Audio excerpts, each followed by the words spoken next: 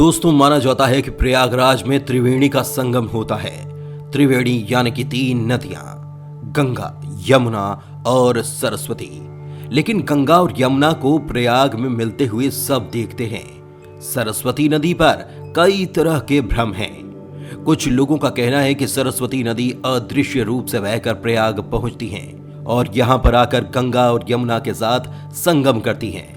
कुछ लोगों का यह भी कहना है कि सरस्वती नदी का कहीं कोई वजूद नहीं है और ये केवल एक मिथिकल कॉन्सेप्ट है। दोस्तों, इसे लेकर नासा के वैज्ञानिकों ने रिसर्च की, लेकिन नदी का पूरा सच आज तक सामने नहीं आ पाया। वैज्ञानिकों की रिसर्च ये कहती है कि करीब 2000 साल पहले इस इलाके में एक ऐसा भीषण भूकंप आया जिसकी वजह से जमीन के नीचे से पहाड़ ऊपर उठ गए। इसके बाद सरस्वती नदी का पानी पीछे की ओर चला गया, लेकिन पौराणिक मान्यताएं इसकी कुछ और वजह बताती हैं। सरस्वती नदी गायब क्यों हुई, इसे लेकर एक श्राप की बात कही जाती है। कहते हैं दोस्तों, सरस्वती नदी को वेद व्यास ने एक श्राप दिया था। उसकी वजह यह थी कि वेद व्यास जब महाभारत की रचना कर रहे थे तो सरस्वती नदी के शोर से उन्हें खलल पड़ रहा था। कहते हैं कि वेद व्यास बोलते जा रहे थे और गणेश जी उसे लिखते जा रहे थे। गणेश जी जिस जगह पर बैठकर ये काम कर रहे थे वो आज गणेश गुफा के रूप में मौजूद है। बात तो यहां तक कही जाती है कि सरस्वती एक विशाल नदी थी जो पहाड़ों को तोड़ती हुई निकलती थी और मैदानों से होती हुई समुद्र में जाकर मिलती थी। इसका वर्णन ऋग्वेद में बार बार आता है। सरस्वती आज भी गंगा की तरह उस समय की विशाल नदियों में से एक थी। सरस्वती नदी पौराणिक हिंदू ग्रंथों और ऋग्वेद में बताई जाने वाली मुख्य नदियों में से एक है। ऋग्वेद में सरस्वती नदी को यमुना के ईस्ट और सतलुज के वेस्ट में बहते हुए दिखाया गया है और भी कई वैदिक ग्रंथों में जैसे टंड्या और जैमिनी ब्राह्मण में सरस्वती नदी को रेगिस्तान की तरह सूखा हुआ बताया गया है। वहीं दूसरी तरफ महाभारत में भी सरस्वती नदी के रेगिस्तान में विनाशन नाम की जगह में गायब होने की बात कही गई है। महाभारत में सरस्वती नदी को लक्षवती रिवर, वेदा स्मृति, वेदावती जैसे नामों से भी बताया गया है।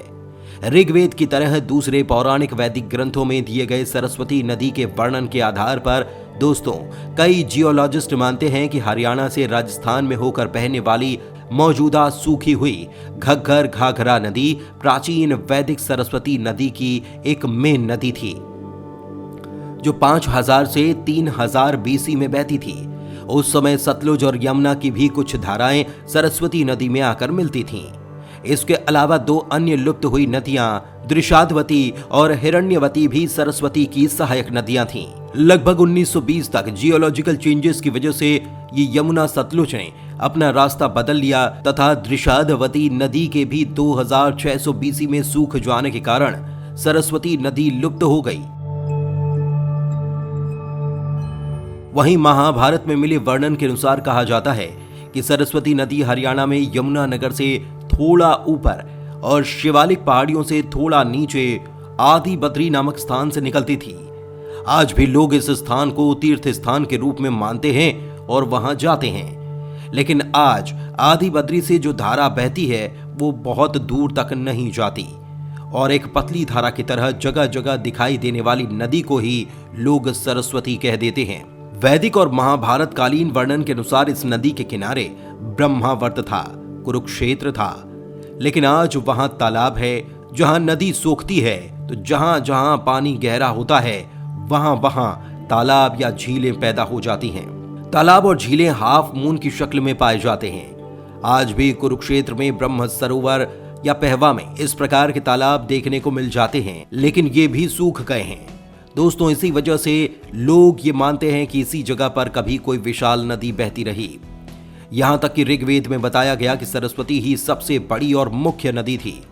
सरस्वती एक विशाल नदी थी जो कि पहाड़ों को तोड़ती हुई निकलती थी और मैदान से होते हुए समुद्र में जाकर विलीन हो जाती थी। इसका वर्णन ऋग्वेद में बार बार आता है। भारत काल में यह नदी बहुत सूख चुकी थी। तब सरस्वती नदी में पानी बहुत कम था, लेकिन बरसात के मौसम में इसमें पानी आ जाता था। एक कहानी तो ये भी कही जाती है दोस्तों कि जियोलॉजिकल चेंजेस की वजह से सरस्वती नदी का पानी गंगा में चला गया और कई विद्वान मानते हैं कि इसी वजह से गंगा में पानी में भी पवित्रता पैदा हो गई। भूचाल आने के कारण जब जमीन ऊपर उठी तो सरस्वती का पानी यमुना में भी गिर गया और यमुना में सरस्वती का पानी बहने लगा। इसलिए प्रयाग में 3 नदियों का संगम माना गया है, जबकि असल में वहां पर 3 नदियों का संगम है ही नहीं, वहां पर केवल 2 नदियां हैं। सरस्वती कभी भी इलाहाबाद तक नहीं पहुंची। जी हां, दूसरी तरफ कई लोगों का यहां तक कहना है कि आज भी यह नदी हरियाणा, पंजाब, राजस्थान से होती हुई धरती के नीचे बहती है। सबसे पहले सन 1874 में एक अंग्रेजी ऑथर C.F. ओल्डहैम ने Saraswati and other river lost in desert of India नाम की रिसर्च पब्लिश की। उसके बाद तो समय समय पर कई वैज्ञानिकों ने सरस्वती नदी पर रिसर्च की। साल 2017 में हुई रिसर्च में कहा गया कि आदि बद्री से महज 5 किलोमीटर की दूरी पर धरती से 7-8 फीट की खुदाई पर ही पानी की धारा फूट पड़ी थी। असल में आदि बद्री से 5 किलोमीटर दूर मुंगलवाली गांव में मनरेगा के तहत दर्जनों मजदूर काम कर रहे थे।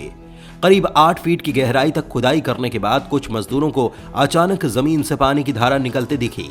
पहले थोड़ा पानी निकला, लेकिन जैसे ही ज्यादा खुदाई की गई तो पानी की मात्रा बढ़ने लग गई। पानी निकलते ही मजदूर वहां पर जमा हो गए।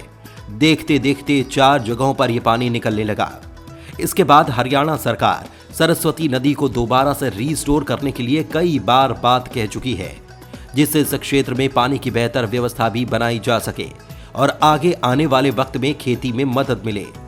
बता दें कि सरस्वती नदी को पुनर्जीवित करने के लिए राष्ट्रीय स्वयंसेवक संघ के दर्शन लाल जैन ने 2 दशकों तक काफी संघर्ष किया। उनके प्रयास से ही साल 2014 में विधानसभा के अध्यक्ष कंवरपाल गुर्जर की अध्यक्षता में बिलासपुर के गांव उन्हेड़ी में सरस्वती नदी के लिए खुदाई का काम शुरू किया गया। उनकी कठिन मेहनत के कारण ही उनको सरकार ने पद्म भूषण के सम्मान से नवाजा था। एक फ्रेंच प्रोटो हिस्टोरियन माइकल ने नदी के ओरिजिन और इसके गायब होने के पॉसिबल कारणों की खोज की है। वे कहते हैं कि ऋग्वेद के अनुसार एक समय पर सरस्वती बहुत बड़ी नदी है जो कि पहाड़ों से बहकर नीचे आती थी। अपने रिसर्च द लॉस्ट रिवर में वो कहते हैं उन्हें बरसाती नदी घग्गर नदी का पता चला। कई स्थानों पर यह बहुत छोटी सी धारा है, लेकिन जब मॉनसून का मौसम आता है तो इसके किनारे 3 से 10 किलोमीटर तक चौड़े हो जाते हैं। इसके बारे में माना जाता है कि ये कभी एक बहुत बड़ी नदी हुआ करती थी। ये भारत तिब्बत की पहाड़ी सीमा से निकलती है। उन्होंने बहुत से सोर्सेज से जानकारी हासिल की और नदी की असली मार्ग का पता लगाया। ऋग्वेद के अनुसार ये नदी यमुना और सतलुज के बीच रहती है और ये पूर्व से पश्चिम की तरफ बहती है। माइकल का कहना है कि करीब 5000 साल पहले सरस्वती के बहाव से यमुना और सतलुज का पानी मिलता था। ये हिमालय ग्लेशियर से बहने वाली नदियां हैं। यमुना भी इसके साथ साथ बहा करती थी। कुछ दूर तक दोनों नदियां आपस में बहती थी और बाद में मिल गई होंगी। यहां से वैदिक सरस्वती के नाम से दक्षिण की ओर बढ़ी और जब ये नदी पंजाब और हरियाणा से निकली तब दूसरी बरसाती नदियां नारा और घग्गर इस नदी में मिल गए होंगे। गंगर के तौर पर आगे बढ़ते हुए राजस्थान और बहावलपुर में हरकरा के तौर पर आगे बढ़ी और सिंध प्रांत में नारा में होते हुए कच्छ के रण में मिलती थी। इस क्षेत्र में ये सिंधु नदी के पैरेलल बहती थी। इस क्षेत्र में नदी के होने के कुछ और प्रमाण भी मिलते हैं दोस्तों। इस बारे में इसरो वैज्ञानिक ए.के. गुप्ता का कहना है कि थार के रेगिस्तान में पानी का कोई सोर्स नहीं है, लेकिन यहाँ कुछ स्थानों पर ताजे पानी के स्रोत मिले हैं। जैसलमेर जिले में जहां बहुत कम बरसात होती है और यहां भी 50 से 60 मीटर पर ग्राउंड वाटर मौजूद है। इस इलाके में कुएं साल भर नहीं सूखते। इस पानी के नमूनों में ट्राइटिनियम की मात्रा बहुत कम है, जिसका मतलब है कि आधुनिक तरीके से विचार नहीं किया गया। ये सब चीजें कहीं न कहीं इस बात का संकेत देती हैं कि यहाँ हजारों वर्ष पुराना ग्राउंड वाटर मौजूद है और हो न हो ये वही सरस्वती है जो जमीन के नीचे बहती है। खैर, साइंस और लोगों के बीच आस्था की ये जंग तो हमेशा से चलती आ रही है। जहां साइंस इस बात का प्रमाण मांगता है, वहीं धर्म हमेशा से कहता रहता है कि प्रकृति में होने वाली कुछ चीजों को सिर्फ भगवान पर ही छोड़ देना चाहिए। इन सब चीजों के बीच अब ये बात आप पर है कि आप सरस्वती नदी को सच माने या फिर नहीं। धन्यवाद।